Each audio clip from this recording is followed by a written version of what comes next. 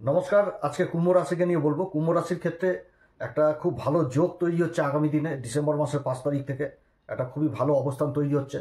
দেবগুরু বৃহস্পতি বক্রী অবস্থায় রাশি পরিবর্তন করবে, চলে আসবে মিথুন রাশিতে। ত্রিকোণে অবস্থান করবে দেবগুরু বৃহস্পতি। দেবগুরু বৃহস্পতি হচ্ছে কুম্ভ রাশির ক্ষেত্রে ধনসম্পত্তির ঘরের অধিপতি, যেটা হচ্ছে মীন রাশি, সাধারণ রাশি, এবং লাভের ঘরের অধিপতি, যেটা হচ্ছে ধনু রাশি। এই দুটি ঘরের অধিপতি দেবগুরু বৃহস্পতি উচ্চ অবস্থায় বক্রী হয়েছিল ষষ্ঠ ঘরে, এবার পঞ্চম ঘরে চলে আসবে। তো যাই হোক, দেবগুরু বৃহস্পতির এই যে পরিবর্তনটা হচ্ছে, এটা ডিসেম্বর মাসের 5 তারিখ পর্যন্ত বক্রী অবস্থায় থাকবে, একদম 11ই মার্চ 2026 পর্যন্ত। এই সময়কালে এই কুম্ভ রাশি কোন দিক থেকে সফলতা পাবে, কোন দিক থেকে বিশেষ লাভবান হবে, কোন দিক থেকে আবার বিশেষ সাবধান, কোন বিশেষ উপাচার করতে হবে, সমস্ত কিছু আজকের এই ভিডিওতে তুলে ধরবো। তো যাই হোক, অনুষ্ঠানটি শুরু করার আগে সবার প্রথম বলি, যেটা গ্রহের গোচর এবং চন্দ্র রাশি অনুসারেই আলোচনা করা হচ্ছে।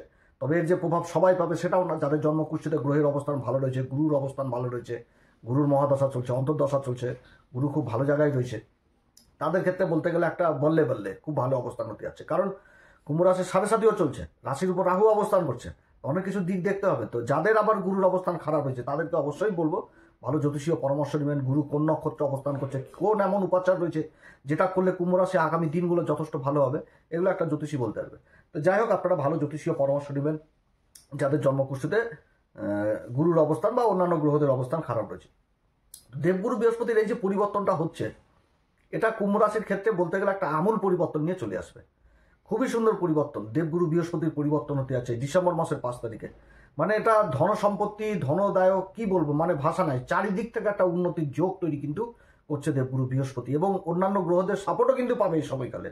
শুধু যে দেবগুরু বৃহস্পতির অবস্থান সেটাও না, অন্যান্য গ্রহদের সাপোর্ট যথারীতি পাবে এই সময়কালে কুম্ভ রাশি। তো সমস্ত গ্রহকে নিয়ে আলোচনা করা যাবে না, এখানটাতে মেন 4টি গ্রহকে নিয়ে আলোচনা করবো, যেমন দেবগুরু বৃহস্পতি, কেতু, রাহু এবং শনিদেব। কারণ এই 4টি গ্রহই কিন্তু রাশির উপর বেশিক্ষণ ধরে অবস্থান করে। তো দেবগুরু বৃহস্পতি যখন বক্রী ছিল ষষ্ঠ ঘরে, আর এখন যে চলে আসবে একদম পঞ্চম ঘরে, এর মানে রেজাল্ট কিন্তু অন্যরকম হয়ে যাবে। কারণ উচ্চ অবস্থায় বক্রী হয়ে যাওয়া এটার একটা অন্যরকম রেজাল্ট হয়, এবং সাধারণ অবস্থায় বক্রী হয়ে যাওয়া এটার কিন্তু অন্যরকম একটা রেজাল্ট হয়। আর দেবগুরু বৃহস্পতি কিন্তু বক্রী হচ্ছে নিজের নক্ষত্র পুনর্বসু নক্ষত্র, এটা হচ্ছে সব থেকে বড় কথা। পুনর্বসু নক্ষত্র সম্পর্কে বিগত দিনে অনেক কিছু আলোচনা করেছি, যে পুনর্বসু নক্ষত্র হচ্ছে ধনুষ বাণ। যে বাণের কথা এখানটাতে বলা হয়েছে, এটা একটা পবিত্র নক্ষত্র। এই নক্ষত্রে যে বাণের কথা বলা হয়েছে, সেই বাণ মানে এমন একটি বাণ যেটা নিক্ষেপ করলে পুনরায় কার্যসিদ্ধি করে সে পুনরায় নিজের জায়গাতে ফিরে আসে। এটা এতটাই শক্তিশালী বাণ এবং খুব পবিত্র নক্ষত্র বলে এই নক্ষত্র বহু কাজ হয়ে থাকে জীবনে, অনেক ধরনের অনেক কাজ করা হয়, যেগুলো ভালো ভালো কাজ আর কি। এবং এই নক্ষত্রের অধিপতি দেবতা হচ্ছে মা অদিতি, সূর্যদেবের মাতা। এবং এই ধনুষ বাণ কিন্তু আমরা আমাদের পরম প্রেমময় শ্রীরাম ঠাকুরের কাঁধেই কিন্তু দেখেছি। তো এই ধনুষ বাণ থেকে অনেক কিছুই বুঝায়, দায়িত্ব, কর্তব্য, নৈতিকতা, চরিত্র, শালীনতাবোধ, ভদ্রতাবোধ, তারপরে ধৈর্য, একাগ্রতা, সমস্ত কিছু কিন্তু উঠে আসে। সেরকম ক্রোধ, জেদ, এগুলোও কিন্তু উঠে আসে। কারণ লক্ষ্যভেদ করতে গেলে তো এগুলোর প্রয়োজন রয়েছে, একাগ্রতা নিয়েই তো লক্ষ্যভেদ করতে হবে, তাহলে তো যথেষ্ট এগিয়ে যাওয়া যাবে। দায়িত্ব, সমাজের প্রতি দায়িত্ব, যে সেই দায়িত্বের জন্যই তো সামনে এগিয়ে যাওয়া, লক্ষ্যকে ভেদ করা, এগুলোই তো করতে হবে। এবং যেগুলো পাপ জিনিস সেগুলোকে তো ক্ষয় করাতে হবে, ধর্মের পথে থাকতে হবে। সেই জিনিসগুলোই কিন্তু এই জিনিসগুলো বুঝাচ্ছে। এবং দেবগুরু বৃহস্পতি মানে কি? দেবগুরু বৃহস্পতি হচ্ছে ধর্মের কারক, দেবগুরু বৃহস্পতি হচ্ছে পরোপকারিতার কারক, মায়া মমতার কারক, তারপর হচ্ছে শিক্ষার কারক, জ্ঞানের কারক। যা যা মানে দেবগুরু বৃহস্পতির জ্ঞানের আলোতেই কিন্তু অজ্ঞানতার অন্ধকার দূর হয়। এটা হচ্ছে সব থেকে বড় ব্যাপার। যেখানটাতে জ্ঞানের আলো নেই সেখানটাতে তো অজ্ঞানতা জিনিসটাই থাকবে। তো গুরুর জ্ঞানের আলোতে কিন্তু সেই জিনিসগুলো দূর হয়। তো দেবগুরু বৃহস্পতির এই যে বক্রী অবস্থা, এটা কিন্তু সত্যি কথা বলতে কুম্ভ রাশির ক্ষেত্রে একটা পারফেক্ট জায়গা এই পঞ্চম ঘর। কারণ পঞ্চম ঘরে দেবগুরু বৃহস্পতি কারক হয়ে যায়, এবং দেবগুরু বৃহস্পতির যে দৃষ্টিগুলো, যে প্রভাব পড়বে এই সময়কালে, এটা একদম দেখার মতন প্রভাব। এবং সেই রাশি, সেই ঘরগুলোকে বিশেষভাবে প্রভাবিত করে দিবে দেবগুরু বৃহস্পতির এই দৃষ্টি। এবং তার সাথে শনিও যথেষ্ট ভালো অবস্থায় রয়েছে। শনি চলে এসছে, মার্গী হয়ে গেছে।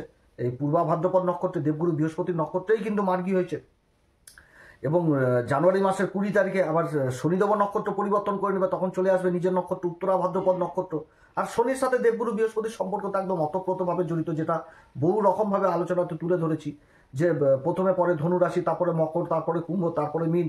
রাশির দিক থেকে সেরকম নক্ষত্রের দিক থেকেও, নক্ষত্র যেটা পুষ্যা নক্ষত্র, তার আগে পুনর্বসু নক্ষত্র, তারপর হচ্ছে অনুরাধা নক্ষত্র, তার আগে বিশাখা নক্ষত্র, তারপরে আবার হচ্ছে উত্তরা ভাদ্রপদ, তার আগে পূর্বা ভাদ্রপদ। অর্থাৎ ধর্মকর্মের যে একটা মিল এই সময় কিন্তু লক্ষণীয় হবে এই কুম্ভ রাশির ক্ষেত্রে দেবগুরু বৃহস্পতির এই বক্রি অবস্থায়। কারণ যেখানটাতে অন্যায় সেখানটাতে কিন্তু শনি নাই, আর যেখানটাতে ন্যায় সেখানটাতে শনি থাকে। তো ন্যায় মানেই ধর্ম, তো ধর্মের সাথে কর্ম এটা অতপ্রতভাবে জড়িত, যার জন্য শনি হয়ে যায় এই দেবগুরু বৃহস্পতির ক্ষেত্রে সম হয়ে যায়, যে রাশিতে যেরকম অবস্থান করবে সেরকম ফল হয়ে যায়। তো যার জন্য শনির সাথে সম্পর্ক সম, এবং শনি কিন্তু একমাত্র দেবগুরুর কাছেই মাথা নত করে। অর্থাৎ ধর্ম আর কর্মে কিন্তু সবসময় একই অবস্থাতেই চলে। অর্থাৎ ধর্ম যেখানটাতে সেখানটাতেই কিন্তু মানে ন্যায়, এবং ধর্মপথেই কর্ম এবং কর্ম করেই লাভ জীবনে, যেটা দিবে শনিদেব। যার জন্য শনিকে বলা হয় ন্যায়ের দেবতা, কর্মফলদাতা। কিন্তু কর্মটা করতে হবে সেই ধর্মপথে। শনি কিন্তু অন্যায় জিনিস পছন্দ করে না। তাহলে শনির সাপোর্ট বিশাল এই সময়কালে পাওয়া যাচ্ছে। শনি কারণ একদম ধন সম্পত্তির ঘরে অবস্থান করছে, মীন রাশিতে, গুরু রাশিতে অবস্থান করেছে, এবং দেবগুরু বৃহস্পতির সাথে কেন্দ্রের সম্পর্ক হয়ে গেছে। এবার দেবগুরু বৃহস্পতি যে দৃষ্টিগুলো পড়ছে সেটা তো মানে বলা বাহুল্য, খুবই সুন্দর অবস্থান। মানে চারিদিক থেকে একটা উন্নতির যোগ কিন্তু এই সময়কালে তৈরি হয়েছে কুম্ভ রাশি। যেরকম পঞ্চম দৃষ্টি যে পড়ছে ভাগ্যের ঘরে, ভাগ্যের ঘরে কোন রাশিকে দেখছে? তুলা রাশিকে দেখছে। তো তুলা রাশিটা শনির কি একদম উচ্চ ঘর, শনির উচ্চ ঘরকে দেখছে, ভাগ্যের ঘরকে দেখছে দেবগুরু বৃহস্পতি। ধনসম্পত্তি এবং লাভের ঘরের অধিপতি পঞ্চম ঘরে অবস্থান করছে, তার দৃষ্টি যে পড়ছে একদম সেই ভাগ্যের ঘরে, শনির একদম উচ্চ ঘরকে দেখছে। সেরকম দেবগুরু বৃহস্পতি নিজের মূল ত্রিকোণ রাশি ধনু রাশিকে দেখছে, যেটা হচ্ছে লাভের ঘর। লাভের ঘর নিজের মূল ত্রিকোণ রাশিকে দেখছে পঞ্চম ঘরে অবস্থান করে। তারপরে আবার নবম দৃষ্টি দিয়ে দেখছে একদম রাশিকে। তো রাশি কুম্ভ রাশিকে দেখছে। তাহলে কি হলো? দেবগুরু বৃহস্পতি দেখছে তুলা রাশিকে উচ্চ ঘরকে, সেরকম দেখছে নিজের মূল ত্রিকোণ রাশিকে, সেরকম দেখছে শনির মূল ত্রিকোণ রাশিকে। আবার অপরদিকে শনিও তার দশম দৃষ্টি দিয়ে দেখছে দেবগুরু বৃহস্পতির মূল ত্রিকোণ রাশি ধনু রাশিকে। অর্থাৎ শনিও কিন্তু দেবগুরু বৃহস্পতির রাশিতে অবস্থান করছে, আবার শনিও কিন্তু দেখছে দেবগুরু বৃহস্পতির মূল ত্রিকোণ রাশিকে। এটা হলো দৃষ্টিগত প্রভাব। দৃষ্টির যে প্রভাবগুলো, বা দেবগুরু বৃহস্পতি যে দৃষ্টিগুলো পড়ছে যেখানে পড়বে সেখানেতে শুভ্রতা নিয়ে চলে আসবে। কারণ দেবগুরু বৃহস্পতি হচ্ছে সব থেকে শুভ গ্রহ। আমাদের জ্যোতিষশাস্ত্র বলছে দেবগুরু বৃহস্পতি এবং শুক্র হচ্ছে সব থেকে শুভ গ্রহ, আচার্যের ভূমিকা পালন করে। তো দেবগুরু বৃহস্পতির এই যে দৃষ্টিগুলো, এটা তো প্রভাব থাকবে, ভাগ্যকে যথেষ্ট বৃদ্ধি করাবে এই সময়কালে। একাধিক উপায়ে আয় ইনকাম নিয়ে আসবে। এবং রাশির উপর দৃষ্টি থাকছে, তো রাশির উপর আবার রাহু অবস্থান করছে, রাহু আবার নিজের নক্ষত্র শতমীর সাথে থাকছে। তাহলে কি হচ্ছে যে এখানটাতে মানে চারিদিক থেকে একটা উন্নতি। এবার দেবগুরু বৃহস্পতি যেরকম রাশিকে প্রভাবিত করছে, ভাগ্যের ঘরকে প্রভাবিত করছে, সেরকম লাভের ঘরকে প্রভাবিত করছে, সেরকম আবার পঞ্চম ঘর। তো পঞ্চম ঘরটা কি? শিক্ষার ঘর, সন্তানের ঘর, যে কোনো সরকারি বেসরকারি কর্মের ঘর। এটা একটা খুবই ভালো ঘর, এটা মা লক্ষ্মীর ঘর এক কথায় বলতে গেলে। আমাদের যে ইষ্ট দেবদেবী রয়েছে তার ঘর এখানটাতে, খুবই সুন্দর ঘর, চারিদিক থেকে উন্নতি। পঞ্চম ঘরে দেবগুরু বৃহস্পতির এই অবস্থানে সবার প্রথম যে কাজগুলো হবে সেটা হচ্ছে কি, যে কুম্ভ রাশির পিতামাতাদের সন্তানের প্রতি দুশ্চিন্তা দূর হবে। সন্তান যদি কর্মহীন অবস্থায় থাকে সেই কর্ম জায়গাটা সুরক্ষিত হবে, এবং তার মধ্যে একটা স্থিরতা বজিয়ে থাকবে। এবং সন্তান যদি যে কর্ম করবে সেই কর্মের একটা বিশেষভাবে উন্নতি থাকছে। যারা সরকারি বেসরকারি কর্মচারী তাদের এই সময়কালে প্রমোশন যোগ থাকছে। তাহলে কি হচ্ছে, যে আর্থিক দিকটা যথেষ্টভাবে এই সময়কালে মজবুত হচ্ছে।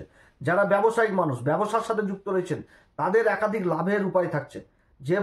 যেই কর্মই করুক সেই কর্মে কিন্তু লাভ জিনিসটা এই সময়কালে আসবে। এবার শনি তৃতীয় অবস্থান করছে দেবগুরু বৃহস্পতির রাশিতে, শনির তৃতীয় দৃষ্টি পড়ছে চতুর্থ ঘরে। অর্থাৎ জায়গা জমি সংক্রান্ত যে কাজগুলো হচ্ছিল না সেই কাজগুলো এই সময়কালে হবে। যারা জায়গা জমি সেল পারচেসের কাজের সাথে যুক্ত রয়েছেন সেই কাজগুলো হবে। দেবগুরু বৃহস্পতির রাশিতে শনি অবস্থান করছে, রাশির অধিপতি। তো দ্বিতীয় ঘরটা কিসের ঘর? বাণীর ঘর, খাবার দাবারের ঘর। তাহলে খাবার দাবারের কাজের সাথে যারা যুক্ত রয়েছেন সেই কাজগুলো এই সময়কালে হবে। হোটেল ব্যবসা হোক, রেস্টুরেন্টের ব্যবসা হোক, ক্যাটারিংয়ের ব্যবসা হোক, বা যে কোনো খাবারের প্রোডাক্টের কাজের সাথে যারা যুক্ত রয়েছেন সেই কাজগুলো হবে। কথাবাচক হিসাবে মানে সেই কাজগুলো হবে। এবার কথাবাচক কাজগুলো বলতে কি, যেরকম যারা চ্যাটার অ্যাকাউন্টেন্ট, অ্যাডভাইজার, ওকালতি করছেন, বা কোনো সমাজকে শিক্ষাদান করছেন, ট্রেনার হিসাবে কাজ করছেন, কোচিং সেন্টারে কাজ করছেন, সেই কাজগুলো এই সময়কালে হবে। মার্কেটিং ফিল্ডে যারা রয়েছেন সেই কাজগুলো যথেষ্ট ভালো হবে এই সময়কালে। মেডিকেল ফিল্ডে রয়েছেন যারা, সেই কাজগুলো যথেষ্ট ভালো হবে।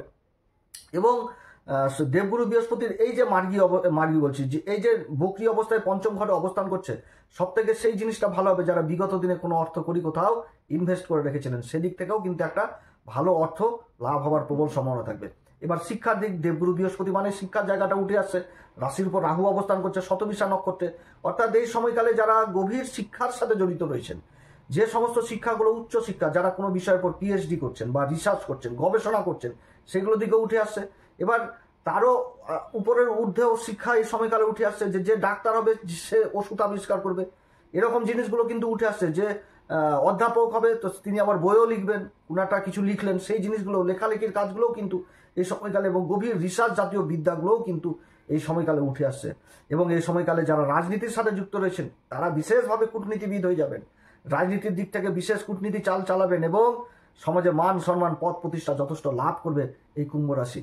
চারিদিক থেকে একটা ভালো সংকেত, কারণ পঞ্চম ঘরে যখনই শুভ গ্রহের অবস্থান হয়ে যায় তখন রাজনীতির জিনিসটাকে বিশেষভাবে প্রভাবিত করে। রাজনীতিবিদরা কিন্তু এই সময়কালে সমাজে মান সম্মান পদ প্রতিষ্ঠা সমস্ত কিছু লাভ করবে। পিতার সাথে সম্পর্ক ভালো হবে, পিতা যে কর্ম করবে সেই কর্মের উন্নতির যোগ থাকছে, এবং পিতার কর্ম আবার হস্তান্তর হবে সন্তানদের মধ্যে। জায়গা জমি সংক্রান্ত যদি কোনো বিবাদ থাকে সেই জিনিসগুলো হবে। ট্যুর অ্যান্ড ট্রাভেলিং এর কাজের সাথে যারা যুক্ত রয়েছেন সেই কাজগুলো হবে। আবার দেবগুরু বৃহস্পতি যেরকম রাশিকে দেখছে সেরকম নিজের মূল ত্রিকোণ রাশি ধনু রাশিকে দেখছে, যেটা হচ্ছে একাদশ ঘর। একাদশ ঘর হচ্ছে কি বয়োজ্যেষ্ঠ লোক, বাড়ির বড় গার্জেন টার্জেন এগুলোকে বুঝায়, দাদা দিদিদের বুঝায়। তো এই সময়কালে কিন্তু এই কুম্ভ রাশি কোনো বয়োজ্যেষ্ঠ লোকের দ্বারাও কিন্তু কর্মক্ষেত্রে বিশেষভাবে উপকার বা উপলব্ধি জিনিসটাও করতে পারবে, যে কোনো বয়োজ্যেষ্ঠ লোকের কিন্তু একটা সহযোগিতাও পাবে। অর্থাৎ এই সময়কালে কুম্ভ রাশিকে বিশেষভাবে এটাও মনে রাখতে হবে যে কোনো কাজ করতে গেলে অভিজ্ঞ লোকের পরামর্শ, যে বিষয়গুলোতে যার যেটা জ্ঞান রয়েছে সেইখান থেকে অবশ্যই জ্ঞান লাভ নিতে হবে নিজের কর্মক্ষেত্রে, তাহলে যথেষ্ট ভালো ফল এই সময়কালে পাবে। অর্থাৎ দেবগুরু বৃহস্পতির এই যে পরিবর্তনটা হচ্ছে, এটা কুম্ভ রাশির জীবনে বলতে গেলে আর্থিক দিককে এতটাই মজবুত করবে, এতটাই মজবুত হবে যে বিগত দিনের যে দুঃখ কষ্ট ছিল কুম্ভ রাশির, সেই দূর জিনিসগুলোকে অটোমেটিক দূর করবে এবং একটা ভালো প্ল্যাটফর্মে নিয়ে আসবে। এবং যেখানটাতে স্থিরতা জিনিসটা থাকবে সেখান থেকে আয় ইনকামের রাস্তাটাকে প্রসিদ্ধ করবে এবং আয় ইনকাম করে নিজের আর্থিক দিকটাকে যথেষ্ট মজবুত করতে পারবে। এবার যাদের জন্মছকে যেরকম গুরুর অবস্থান হবে সেরকম কিন্তু আর্থিক দিকটা মজবুত হবে।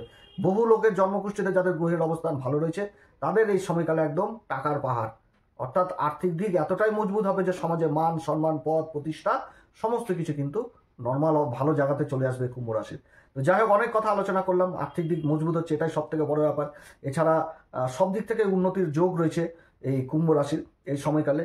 তো যাই হোক, অনেক কথা আলোচনা করলাম। এই সময়কালে অবশ্যই হনুমান চল্লিশা, বজ্রংবাণ, শ্রীরাম সীতার প্রণাম মন্ত্র সহকারে পাঠ করবেন। যারা গুরুর দীক্ষা নেননি অবশ্যই গুরুর দীক্ষা নেবেন, এবং কোনো বয়োজ্যেষ্ঠ লোককে কোনো রকমভাবে অপমান মূলক কথাবার্তা বা হৃদয় ভাঙা বা আঘাতজনিত কথাবার্তা এই সময়কালে একদমই বলা উচিত না। মন্দিরে পূজারীদের পাশে অবশ্যই আশীর্বাদ দিবেন। যে সমস্ত মন্দিরে ভোগ রান্না হয় সেখানটাতে মিষ্টি কুমড়োর মতন ফল বস্তু, খাবারের বস্তু দান করবেন, এগুলো করবেন। এবং তার সাথে বলবো কেশরের টিকা অবশ্যই ব্যবহার করবেন। আর বজরংবলীর মন্দিরের পূজার কাজে অবশ্যই জটাওয়ালা নারকেল দান করবেন, তাহলে রাহুর জনিত সমস্যাগুলো যথেষ্ট দূর হবে এই সময়কালে। আর গুরুকে ঠিক করা মানে কেতু অটোমেটিকভাবে ঠিক হয়ে যাওয়া। তো আপনারা সবাই ভালো থাকেন। এরপরে আবার আসবে একটি নতুন পর্ব নিয়ে। নমস্কার, ধন্যবাদ।